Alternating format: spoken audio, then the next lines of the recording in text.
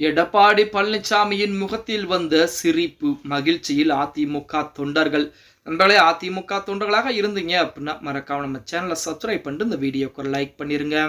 அனைத்திந்திய அண்ணா திராவிட முன்னேற்ற கழகத்துடைய பொதுச் செயலாளரும் தமிழகத்துடைய எதிர்க்கட்சியுமா இருக்கக்கூடிய எடப்பாடி பழனிசாமி தற்சமயம் மக்களை காப்போம், தமிழகத்தை மீட்போம் என்ற தலைப்பிலே சூறாவளி சுற்றுப்பயணம் செய்து கொண்டார்.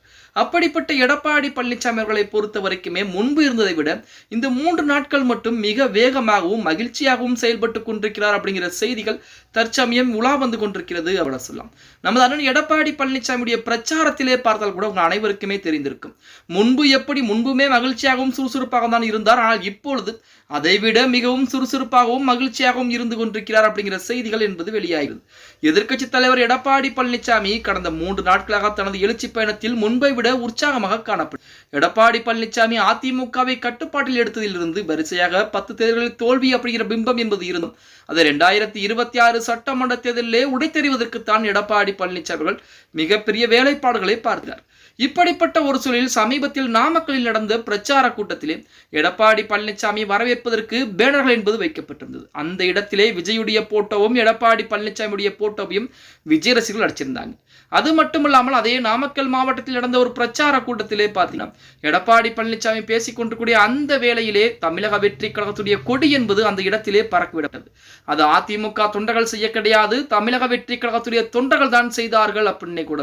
இப்படிப்பட்ட ஒரு சூழலில் இதை வைத்து பார்க்கும் பொழுது தமிழக வெற்றி கழகம் அதிமுக கூட்டணிக்குள் வருவது உறுதியாகிவிட்டது அப்படின்னு கூட. பாஜக தான் கொள்கை எதிரி, திமுக அரசியல் எதிரி அப்படின்னு கொண்டிருக்கக்கூடிய இந்த வேளையிலே அதிமுகவுடன் இணக்கமான ஒரு சூழ்நிலை தான் விஜய் அவர்கள் கடைபிடித்துக் விஜய்க்கு இருக்கக்கூடிய பிரச்சனை என்பது மிகப்பெரிய அளவில் இருக்கிறது. அந்த பிரச்சனையை தீர்த்து வைப்பதற்கு அவருக்கு பக்கபலமான ஒரு ஆள் என்பது தேவை.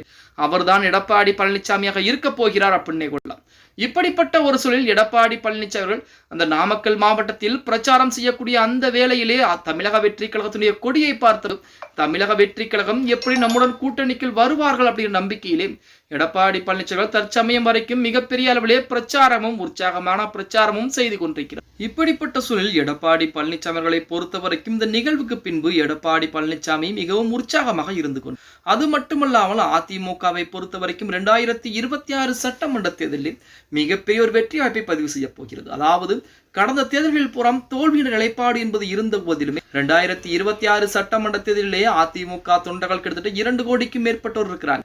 அவர்கள் புறம் களத்திலே இறங்கி வேலை பார்த்தால் எந்த ஒரு கூட்டணி கட்சியும் யாரும் தேவை கிடையாது அப்படின்னே கூட சொல்லும். இருந்த போதிலும் இப்ப இருக்கக்கூடிய சூழலில் கூட்டணி கட்சிகள் என்பது அவசியமாகத்தான் இருந்து கொண்டிருக்கிறது அப்படின்னு சொல்லி ஆகணும். ஓகே गाइस, வீடியோ பிடிச்சிருந்தா மறக்காம லைக் பண்ணிருங்க.